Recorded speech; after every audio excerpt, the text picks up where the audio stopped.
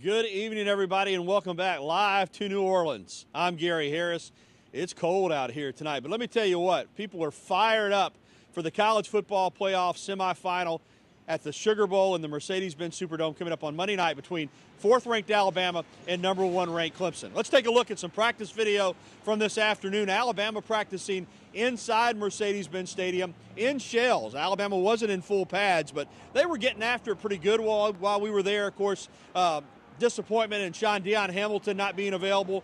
Neither is the freshman linebacker Dylan Moses, but they're getting some guys back that played in the Auburn game but should be much closer to 100%. Terrell Lewis, Christian Miller, and Mac Wilson.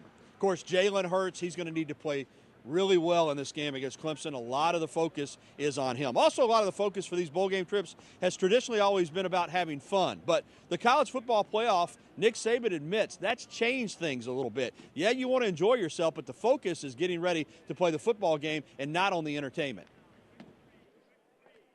Well, I think when we first came to the first game 4 years ago, we were trying to balance the bowl experience sort of with the whole playoff experience, not having ever done that before. And I think what our players, because our players make the decisions about curfew and what they do and how they do it, give the leadership on the team the opportunity to do that. And each year, they have been more and more serious about the game. Meanwhile, defending national champion Clemson practiced in full pads at Tulane University. Clemson isn't just aiming to beat Alabama in the Sugar Bowl. Their motto this year is leave no doubt. Dabo Swinney, the head coach of the Tigers, won a national championship as a player at Alabama in 1992, started his coaching career there as a GA under Gene Stallings and as a full-time assistant under Mike DuBose. Now, he loves the competitive factor of playing Alabama. If you're going to be the best, he says, you have to beat the best. But be clear on this. While he respects his alma mater, he wants to win. Like his old coach Gene Stallings used to say, after all, the fun is in the winning. Well, I enjoyed it a lot last year. It was great. That was one of the best moments of my life, and it stunk the year before.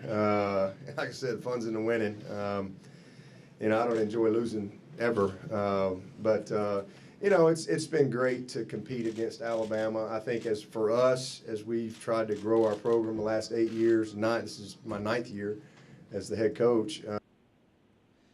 And finally tonight, I know I said for Alabama, the focus is on the football game, but it's also on spreading some cheer. And that's exactly what Alabama Crimson Tide players did today by visiting pediatric patients at Ochsner Hospital for Children this afternoon ahead of the game on Monday night. You could just see these young people's faces light up when they saw these Alabama football players. I mean, this is what it's all about. These players are looked up to by these young people, and that was a great opportunity for Alabama football players to spread some great cheer this holiday season.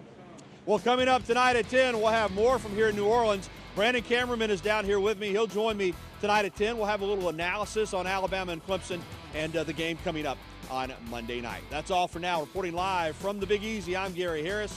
The news at 6 will continue right after this.